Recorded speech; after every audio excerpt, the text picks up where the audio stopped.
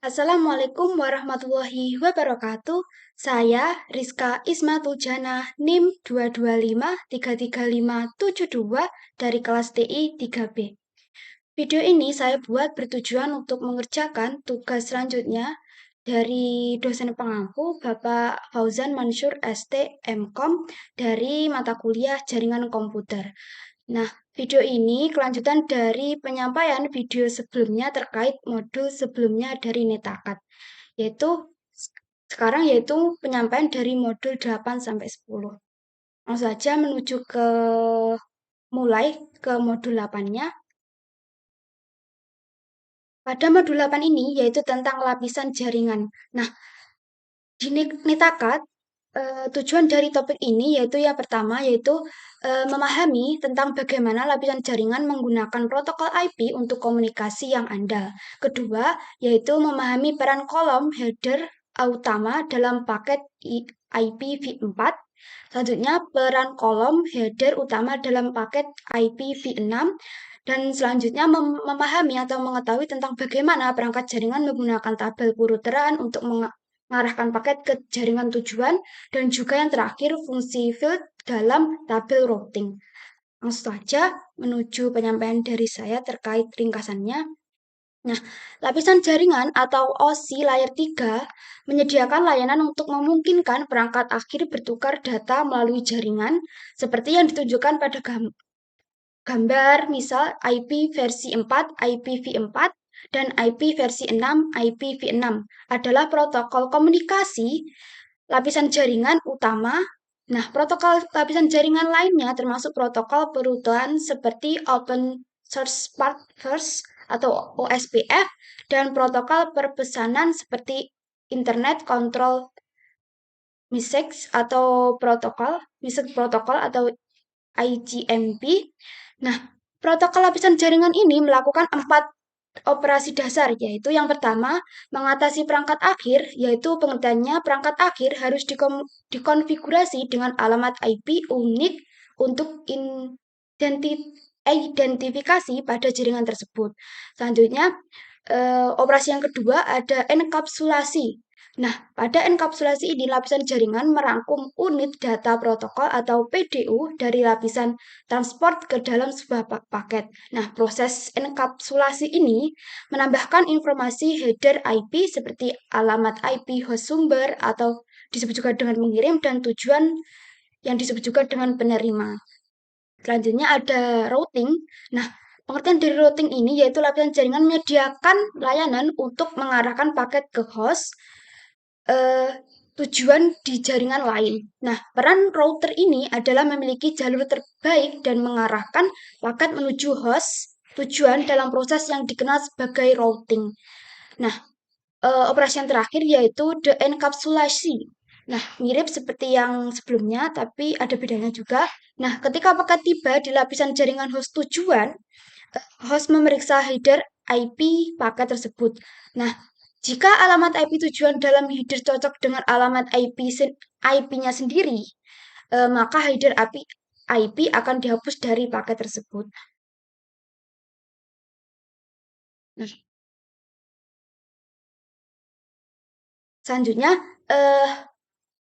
dalam suatu IP tersebut merangkum segmen lapisan transport atau disebut juga dengan lapisan tepat di atas lapisan jaringan atau data lainnya dengan menambahkan header IP. Nah, header IP tersebut digunakan untuk mengirimkan paket ke host tujuannya. Nah, dalam proses enkapsulasi data lapisan demi lapisan memungkinkan layanan di lapisan yang berbeda untuk berkembang dan diskalakan tanpa mempengaruhi lapisan lainnya. Nah, ini berarti segmen lapisan transport dapat dengan mudah dikemas dengan IPv4 ataupun juga IPv6 atau dengan protokol baru apapun yang memungkinkan dikembangkan di masa depan atau di masa yang akan datang. Nah, IP ini tuh bersifat connectionless atau yang artinya tidak ada koneksi end-to-end khusus yang dibuat oleh IP sebelum data dikirim. Nah, dimaksudkan komunikasi connectionless secara konseptual mirip dengan mengirimkan surat kepada seseorang tanpa memberitahu penerimanya terlebih dahulu. Nah, IP juga tidak memerlukan kolom tambahan di header untuk mempertahankan koneksi yang sudah ada. Nah, proses ini sangat mempengaruhi overhead IP. Nah, namun, kekurangannya tanpa adanya koneksi end-to-end yang telah dibuat sebelumnya, pengirim tidak mengetahui apakah perangkat tujuan ada dan berfungsi saat mengirim paket. Mereka juga tidak mengetahui apakah tujuan menerima paket tersebut atau apakah perangkat tujuan dapat mengakses dan membaca paket tersebut. Nah, perbedaan antara IPv4 dan IPv6. Nah, IPv4 merupakan salah satu protokol komunikasi lapisan jaringan utama. Nah, header pada IPv4 digunakan untuk memastikan bahwa paket ini dikirimkan ke perhentian berikutnya dalam perjalanan ke perangkat akhir tujuannya. Nah, header paket IPv4 ini terdiri dari kolom yang berisi informasi penting tentang paket tersebut. Nah, eh, ini berisi bilangan bidang ini, IPv4 ini berisi bilangan biner yang diperiksa oleh proses layar 3.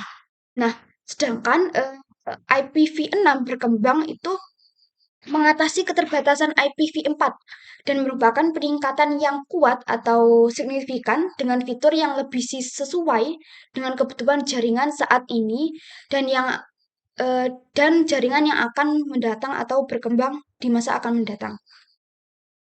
Nah, bagaimana sih host merutekannya? Nah, dengan IPv4 dan IPv6, paket selalu dibuat di host sumber. Nah, host sumber tersebut harus dapat mengarahkan paket ke host tujuannya. Untuk melakukan hal ini, perangkat akhir host membuat tabel perutannya sendiri. Nah, perangkat akhir sumber menentukan apakah alamat IP tujuannya berada di jaringan yang sama dengan perangkat sumber itu sendiri. Nah, metode penentuannya bervariasi berdasarkan versi IP-nya, yaitu ada dua, yaitu dalam IPv4, perangkat sumber menggunakan subnet masknya sendiri beserta alamat IPv4 miliknya dan alamat IPv4 tujuan untuk melakukan penentuan ini. Nah, sedangkan di IPv6, router tersebut atau router lokal tersebut mengiklankan alamat jaringan lokal atau awalan ke semua perangkat di jaringannya. Selanjutnya yaitu gerbang bawaan. Nah, eh, gerbang bawaan ini disebut juga dengan gateway default. Nah, apa sih sebenarnya pengertian dari gateway default itu? Gateway default merupakan suatu perangkat jaringan atau itu disebut juga dengan router atau switch layer 3 yang dapat merutekan lalu lintas ke jaringan lainnya. Nah, jika kita analogikan jaringan itu seperti sebuah ruangan, maka gateway default-nya seperti sebuah pintu. Nah, pada suatu jaringan, gateway default biasanya berupa router dengan fitur seperti eh, jaringan tersebut, gateway tersebut memiliki alamat IP lokal dalam rentang alamat yang sama dengan host lain di jaringan lokalnya. Selanjutnya, dia dapat menerima data ke dalam jaringan lokal dan meneruskan data keluar dari jaringan lokal tersebut. Selanjutnya juga ada eh, alamat gateway tersebut merutekan lalu lintas ke jaringan lainnya. Itu tadi terkait tentang gateway default. Selanjutnya, eh, host merutekan ke gerbang default. Bagaimana sih eh, prosesnya? Nah, tabel perutan host biasanya menyertakan gateway default. Di IPv4, host menerima alamat IPv4 gateway default baik secara dinamis dari dynamic host configuration protocol atau disebut juga dengan DHCP atau dikonfigurasi secara manual. Nah, di IPv6, router mengiklankan alamat gateway default tersebut atau host dapat dikonfigurasi secara manual.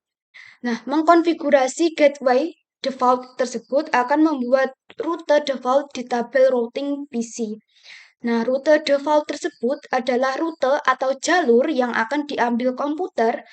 Nah, komputer yang Anda miliki, misal yang kita miliki ketika mencoba menghubungi jaringan ke jarak jauh. Baiklah, itu tadi terkait tentang modul 8. Selanjutnya masuk ke modul 9 tentang topik resolusi alamat. Nah, kita sebagai mm, peng- pengelola jaringan, eh, kita sangat membutuhkan resolusi alamat. Host atau router sama-sama membuat tabel perutuan untuk memastikan bahwa mereka dapat mengirim dan menerima data melalui jaringan. Jadi, sangat dibutuhkannya resolusi alamat terkait MAC address dan juga IP address. Nah, dari modul 9 resolusi alamat di Netakat itu eh, kita mendapatkan tujuan dari modul tersebut, yaitu yang pertama, kita dapat memahami peran alamat MAC address dan alamat IP, selanjutnya tujuan ARP, dan juga operasi penemuan tetangga IPv6. Langsung masuk ke ranah pertamanya, yaitu tujuan di jaringan yang sama. Nah, tujuan di jaringan yang sama ini meliputi penjelasan terkait ada dua alamat utama yang ditetapkan ke perangkat di LAN Ethernet. Nah, tujuan dari jaringan yang sama itu ya diartikan itu tadi, yaitu LAN Ethernet, Local Area Network. Nah, di dalam dua alamat utama tersebut ditetapkan perangkat di LAN Ethernet, yaitu yang pertama alamat fisik atau alamat match. Nah, digunakan untuk komunikasi NIC ke NIC pada jaringan Ethernet yang sama. Selanjutnya, alamat logis atau alamat IP digunakan untuk mengirim paket dari perangkat sumber ke perangkat tujuan. Nah, alamat IP tujuan mungkin berada di jaringan IP yang sama dengan sumbernya atau mungkin berada di jaringan jarak jauh. Nah, alamat fisik lapisan 2, alamat fisik lapisan 2 yaitu alamat match Ethernet digunakan untuk mengirimkan bingkai data link dengan paket IP yang dienkapsulasi dari satu niche ke niche lain yang berada di jaringan yang sama. Nah, jika alamat IP tujuan berada di jaringan yang sama, alamat match tujuan adalah perangkat tujuan. Selanjutnya, tujuan di jarak jauh. Eh, Ketika alamat IP tujuan IPv4 atau IPv6 berada di jaringan jarak jauh, alamat match tujuan akan menjadi alamat gateway default host, yaitu bisa dinamakan yaitu antar muka router. Nah, bagaimana alamat IP paket IP dalam aliran data dikaitkan dengan alamat match pada setiap link di sepanjang jalur menuju tujuan? Bagaimana sih? Nah, untuk paket IPv4, hal ini dilakukan melalui proses yang disebut address resolusi protokol atau disebut juga dengan ARP. Untuk paket IPv6, prosesnya adalah ICMPv6, Network Discovery atau ND.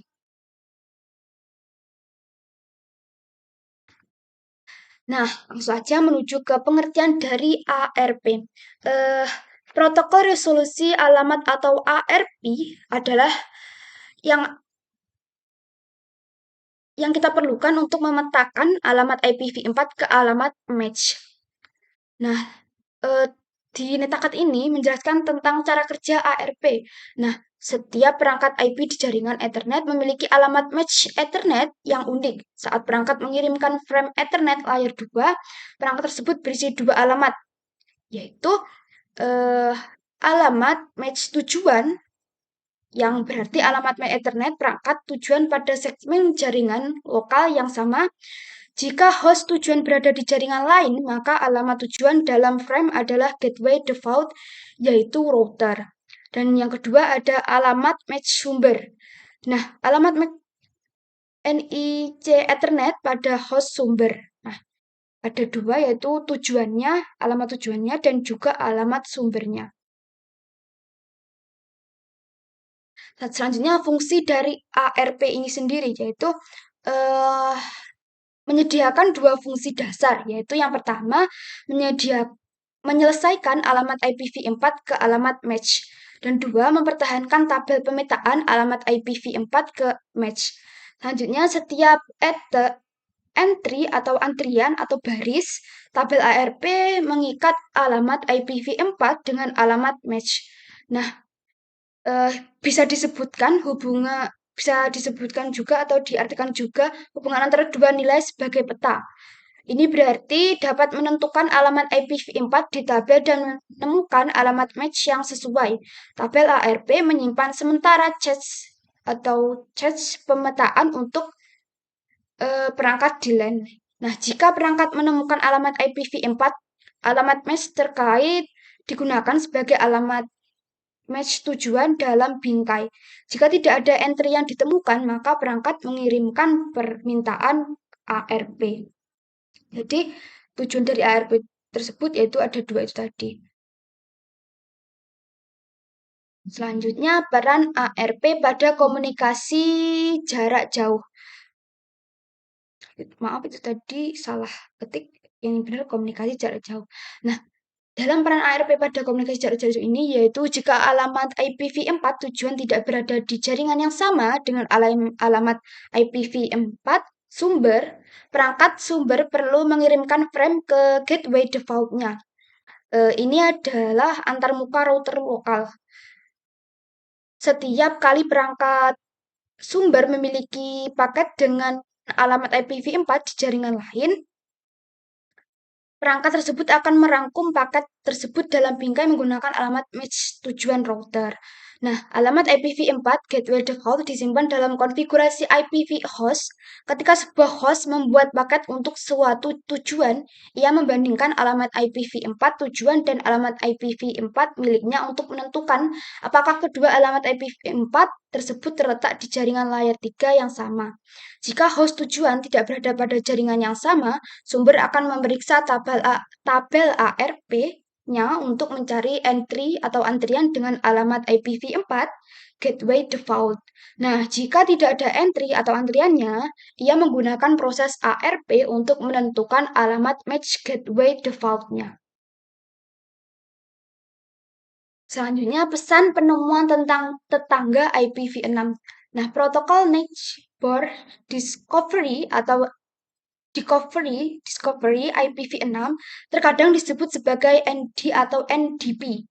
Nah, dalam kursus ini, dalam pembahasan di Netakat ini, bisa disebutkan sebagai ND. Nah, ND menyediakan resolusi alamat penemuan router dan layanan pengalihan untuk IPv6 menggunakan ICMP v6.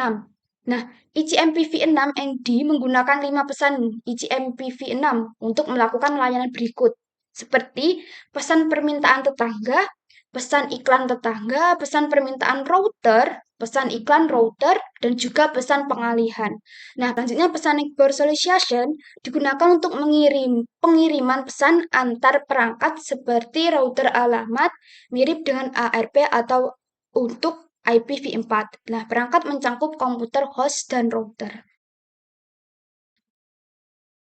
Baiklah, itu tadi terkait modul 8 dan 9. Selanjutnya, saya akan berganti ke modul 10, langsung di website Netakat. Baiklah, langsung menuju ke modul selanjutnya, yaitu modul 10 terkait konfigurasi router dasar.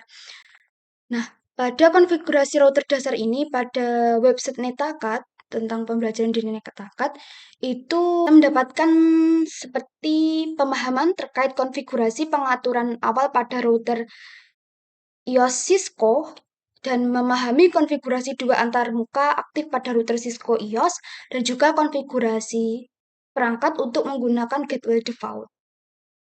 Oke, langsung saja masuk ke langkah konfigurasi router dasar. Nah, langkah konfigurasi router dasar itu pertama yaitu config tentang nama host atau nama hostnya, yaitu konfigurasi nama perangkatnya dengan di command line seperti di command line dengan memasukkan perintah nama host dan intinya memasukkan nama perangkatnya. Selanjutnya mengamankan mode akses istimewa yaitu memasukkan kata sandi rahasianya, maksudnya mengamankan mode akses pengguna seperti kata sandi dan langsung login gitu. Dan ada juga mengamankan akses telnet sesuai yang tertampil Selanjutnya mengamankan semua sandi di file konfigurasi dan memberikan pemberitahuan terkait eh, pembatasan atau hukum, maksudnya simpan konfigurasi tersebut. Ini termasuk contoh konfigurasinya. Untuk mengkonfigurasi nama perangkat pertama atau router satu, gunakan perintah kita enablekan dulu atau mengaktifkan routernya yaitu dengan perintah enable. Selanjutnya langsung masuk ke tagar itu berarti sudah masuk. Kalau sudah tertampil router ada tagarnya itu sudah masuk. Itu masuk ke konfigurasi terminal.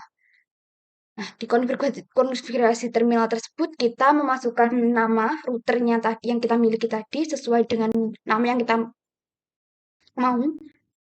Hostname router 1 jadi setelah menampilkan hostname router 1 nanti akan tertampil nama dari router tersebut yaitu router 1 konfigurasi dan kurung konfigurasi kurung itu nanti masuk langsung ke konfigurasi router 1 yang kita miliki.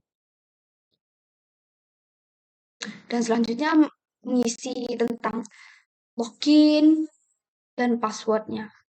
Nah, untuk konfigurasi pengaturan router awal, pemeriksaan sintaks itu menggunakan konfigurasi nama perangkat, mengamankan mode exist yang diistimewakan, mengamankan dan mengaktifkan akses SSH dan telnet jarak jauh. Selanjutnya konfigurasi antarmuka router. Nah,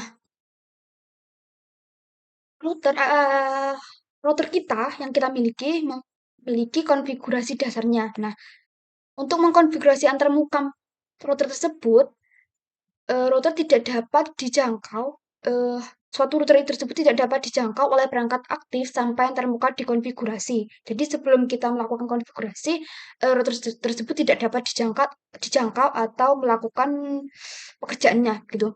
Nah, ada banyak jenis antarmuka berbeda yang terjadi pada router Cisco. Misalnya router Cisco ISR4321 dilengkapi dengan antarmuka Gigabit Ethernet, yaitu Gigabit Ethernet 0/0/0 dan juga Gigabit 0/0/1. Contoh konfigurasi antarmuka seperti yang ditampil. Perintah-perintah verifikasi konfigurasi, yaitu seperti yang ada di tabel terkait perintahnya, misalnya tampilan antarmuka IP singkat, itu keterangannya untuk outputnya menampilkan semua antarmuka, alamat IP-nya, dan statusnya saat itu.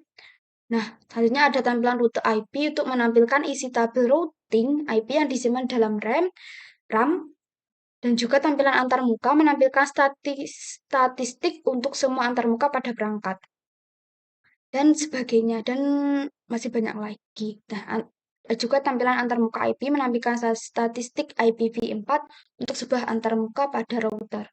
Saja konfigurasi gerbang default. Nah, agar perangkat akhir dapat berkomunikasi melalui jaringan, perangkat tersebut harus dikonfigurasi dengan informasi alamat IP yang benar, termasuk alamat gateway default. Gateway default hanya digunakan ketika host ingin mengirim paket ke perangkat di jaringan lainnya. Nah, alamat gateway default itu umumnya adalah alamat antarmuka router yang terpasang pada jaringan lokal host. Alamat IP perangkat host dan alamat antarmuka router harus berada di jaringan yang sama. Gerbang default pada switch yang menghubungkan komputer klien biasanya merupakan perangkat layer 2. Dengan demikian, switch layer 2 tidak memerlukan alamat IP agar dapat berfungsi dengan baik. Namun, konfigurasi IP dapat dikonfigurasi pada switch untuk memberikan administrator akses jarak jauh ke switch. Nah, untuk menyambungkan dan mengolah switch melalui jaringan IP lokal, switch harus memiliki antarmuka virtual atau SFI yang dikonfigurasi. Baiklah, itu tadi terkait penyampaian dari saya tentang modul 8 sampai 10. Ada kurangnya saya mohon maaf. Terima kasih. Wassalamualaikum warahmatullahi wabarakatuh.